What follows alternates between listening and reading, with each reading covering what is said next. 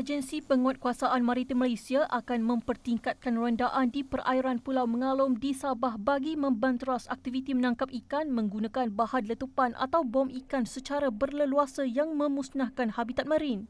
Pulau Mengalom terletak 56 km dari kota Kinabalu. Kebiasaannya, perjalanan ke Pulau Mengalom dari kota Kinabalu mengambil masa kira-kira 1 jam 15 minit.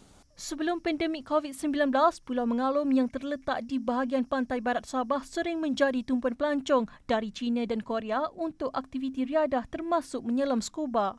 Namun, aktiviti bom ikan yang berleluasa menyebabkan kemusnahan pada skala besar ke atas khazanah marinnya seperti batu karang. Bagi membanteras kegiatan itu, pihak berkuasa diterajui Agensi Penguatkuasaan Maritim Malaysia mengambil inisiatif memperhebatkan rondaan di sekitar perairan pulau berkenaan.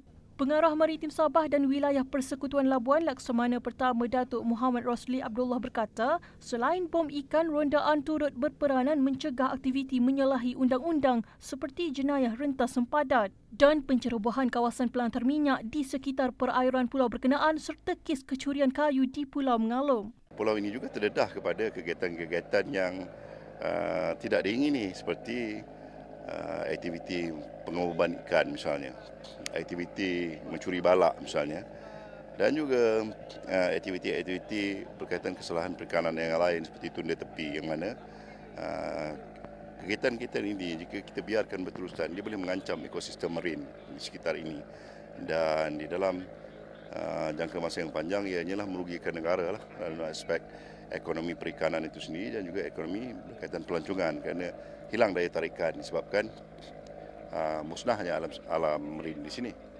Jadi Maritim Malaysia kita sentiasa melakukan rondaan di sini dan kita juga mempunyai maritime community, kita melakukan maritime community engagement yang amat rapat lah. Inisiatif pihak berkuasa ini disambut baik pengusaha pelancongan dan pemilik tanah di Pulau Mengalom. Ini kerana aktiviti bom ikan di perairan pulau seolah-olah menjadi tidak terkawal sebelum ini. Sebelum dia orang datang, banyak itu bom ikan di sini, bah. Selepas dia orang datang sudah, semua takut semua sudah lari sebab dia orang tangkap, bah. And then sue to the court. That's why sekarang seluruh pulau ini tak ada sudahlah, itu bom ikan lah. Yang lain hal itu saya tidak tahulah. Tapi dia orang sekarang, selepas dia orang datang sini sudah, dia orang pergi bom di karang-karang sudah. Bukan seluruh pulau sini sudah. Thank you very much untuk dia orang standby di sini lah. Apabila insiden